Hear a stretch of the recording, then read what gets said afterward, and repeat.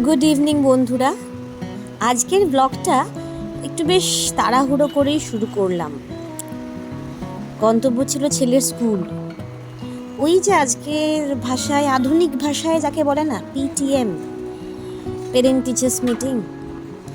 আমাদের সময় তো ওসব ছিল না। আমাদের ছোটবেলায় ছিল ডিরেক্ট রেজাল্ট, আর না হলে কান ধরে গার্জেন কল, তারপর যা হয় হবে।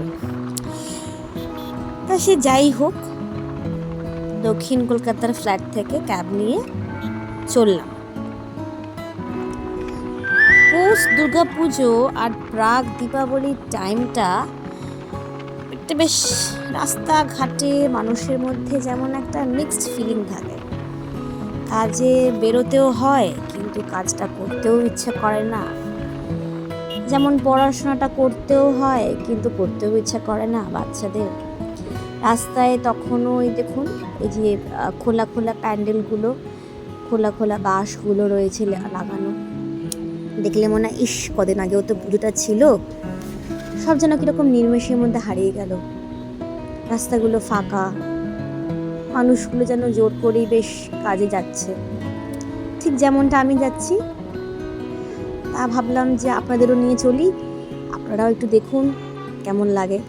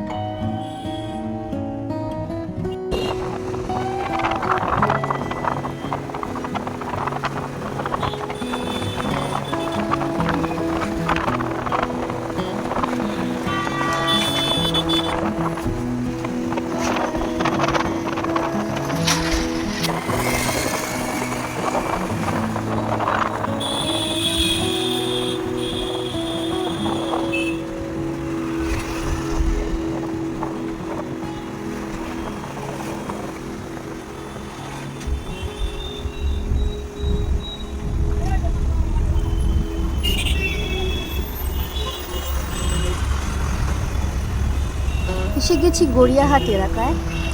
মনটা খুশি হয়ে যায় তখনই যখন আসি এই এলাকাতে।